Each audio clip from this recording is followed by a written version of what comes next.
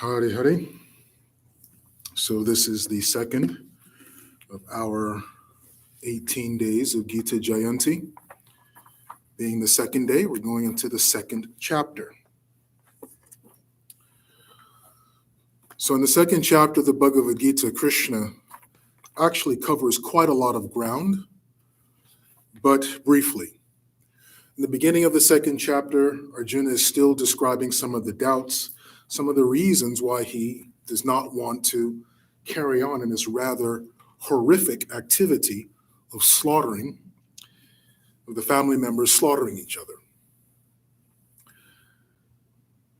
After giving some more reasons why he doesn't want to do this, Krishna then begins to speak. Up to this point, he hasn't said a word.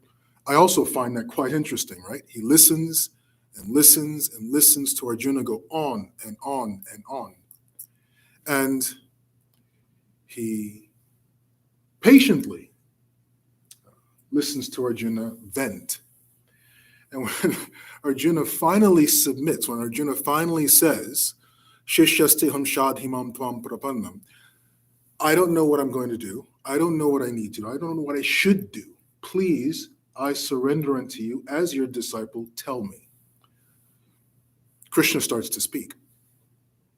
And Krishna slaps him across the face. Right? Krishna says, you are giving so many wonderful explanations as to why you shouldn't go to war. Right? As I said the other day, Arjuna quotes Artha Shastras and the Dharma Shastras as to why he shouldn't go to war. Krishna says, you're speaking many, many learned words. You sound very erudite, but actually you're nothing more than a weak-minded kripana. Kripana means someone who is self-centered, self-absorbed, and cannot see reality beyond their own myopic idea, beliefs, and opinions of themselves. And that's what Krishna essentially said to him. And then Krishna starts to explain. First, he goes into Sankhya Yoga. Well, actually, the entire chapter, the entire second chapter is called Sankhya Yoga, which means an analytical dive into material nature. Reality, let's put it that way, not just material nature, because as we see, Krishna covers a huge scope of knowledge in the second chapter alone. But the first part, Krishna sets a very important foundation. It is the most important foundation, that there is spiritual realm and a material realm. Without this foundation, the entire house of cards comes crumbling down. This is, in fact, the very definition of Gyan, the very definition of knowledge, spiritual knowledge. No, not spiritual knowledge. The very definition of knowledge, period, means to know what is spirit, reality, what is matter, reality, and the relationship between the two, the nature of both of them individually and the interactions between the two. That is the very definition of knowledge given by the Vedas itself, given by Krishna in the 13th chapter of Bhagavad Gita. When Arjuna asks Krishna, what is knowledge? Krishna says, that's knowledge. To know what the spiritual realm is, know what the material realm is, and how they interact and how they do not interact. So Krishna spends a segment of the second chapter describing what is spiritual reality, what is material reality, and their interaction,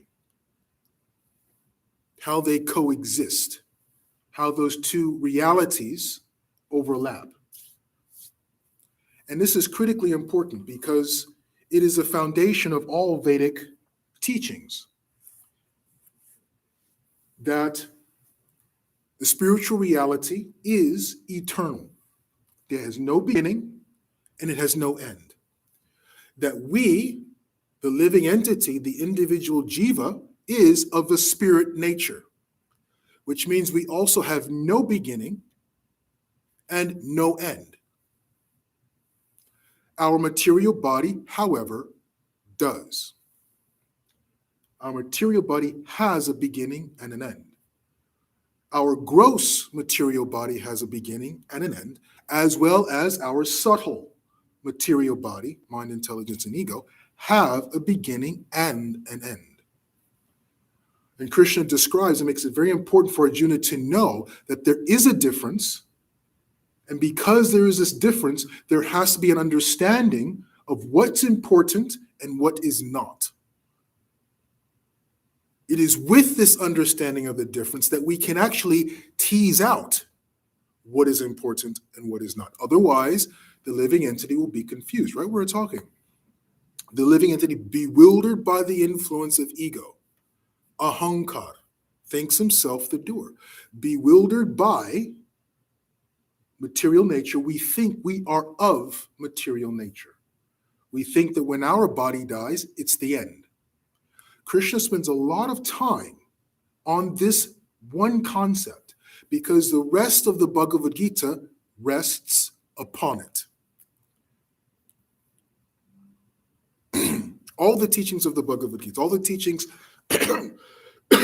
of Vedanta rest upon this concept that the living entity, the Jivatma, our spiritual spark, is eternal, never dies, doesn't have a beginning either. Whereas our material body has an end. Our material body has a beginning.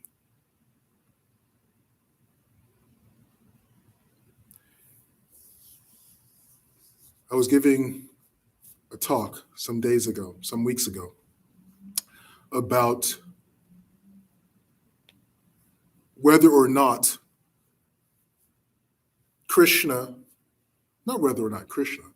whether or not God exists. Whether we call God Krishna or not is irrelevant, that's secondary. But the existence of God. Is there scientific empirical proof of the existence of God? That question is also applicable when talking about the Jivatma. Is there empirical proof, scientific proof of the existence of the Atma, of the soul? No need to try to falsely create some revelation. No, there isn't. There is no empirical proof of the existence of the soul, of the Atma, certainly not as described in the Bhagavad Gita. No empirical proof of it whatsoever, of the Atma, of the soul. Now, there are indications of consciousness, but even the definition of consciousness is not even solidified. Consciousness studies are only just now beginning to reveal to us, or beginning to explore, this rather nebulous idea of consciousness being something more than the material body. We may sense that there is a spirit being, that's a spirit realm, there's consciousness, something beyond this material body, but there's no scientific evidence of it. As far as I know, maybe something has changed in the past several months. I've been keeping my ear to the ground because I'm as interested in what science corroborates or reveals as anybody. But as far as I know, there is no scientific evidence that when this body dies, something called the soul or some life force, some consciousness goes on to another body indefinitely. There are no tales being told about what happens after death. And this is very, very crucial because there has to be, as I mentioned before, an intellectual honesty regarding this principle.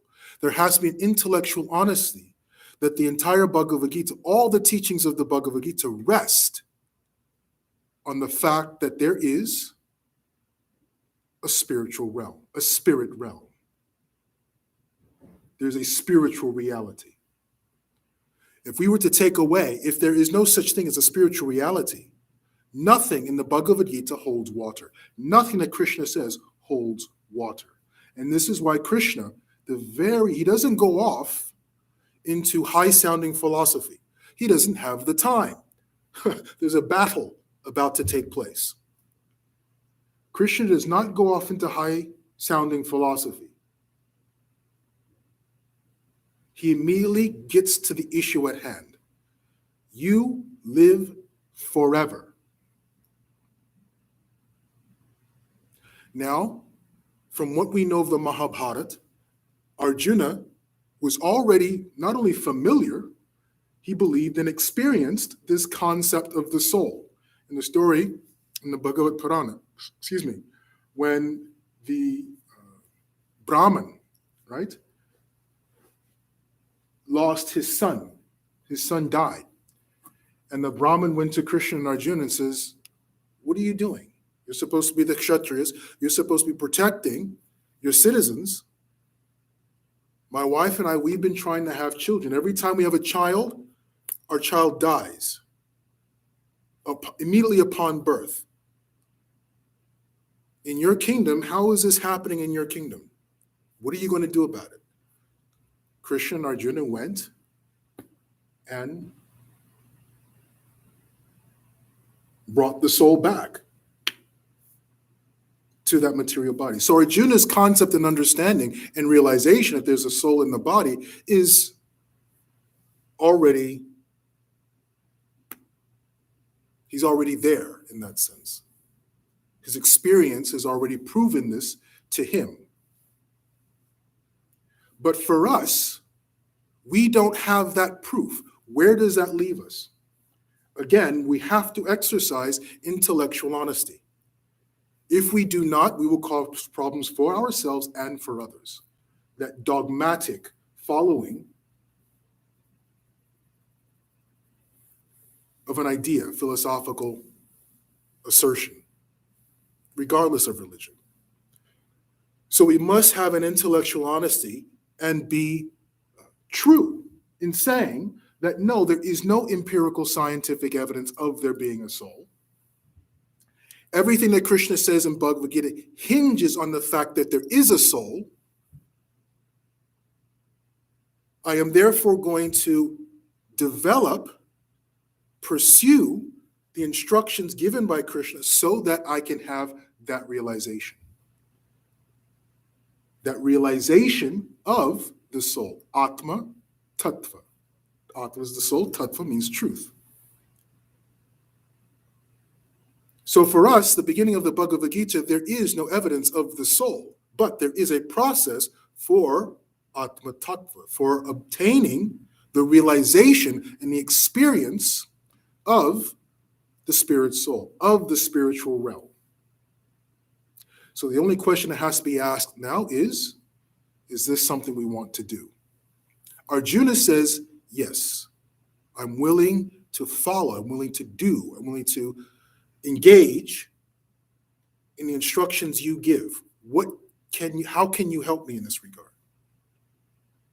The last point I want to make about chapter 2 is Krishna talks about this concept of matter and spirit. Krishna talks about karma yoga briefly. He expands upon it in the 3rd chapter.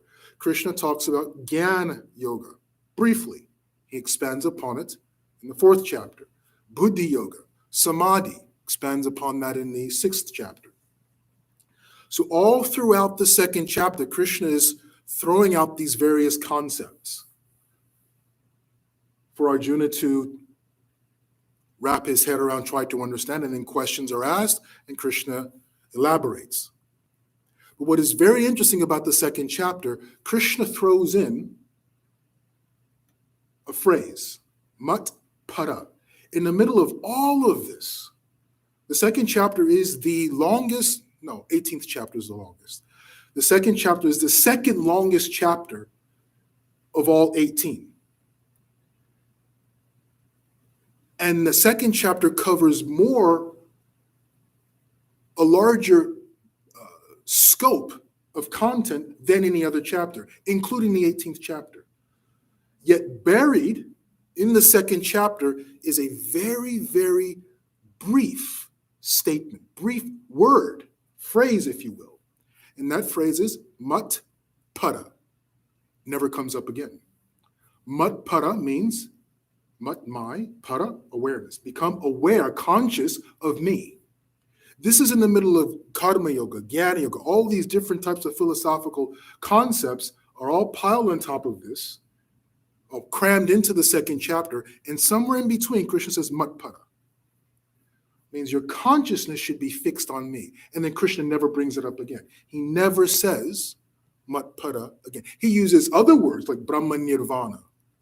He uses words like Vishate Tararantaram. He uses words like Brahma Nirvana, Brahman realization, Samadhi, to describe prasadam, receiving the mercy of whom is not really said, the mercy of the Lord, without really describing overtly what Lord is he talking about, except for in chapter 2, text 61, 61st verse of chapter 2, Krishna throws in mat pada and then never brings it up again.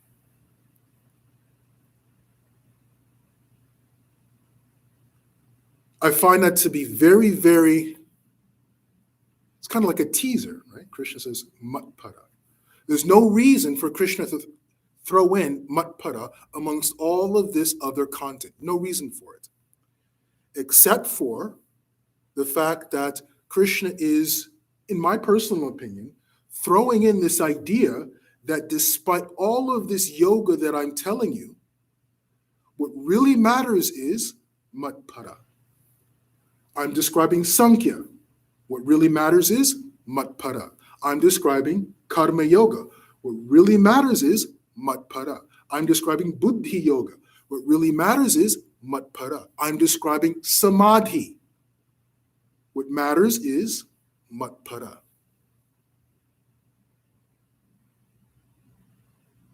This is what I personally find. One of the things I find to be very interesting about the second chapter. So we'll go on later and review the third chapter. Hari Hari.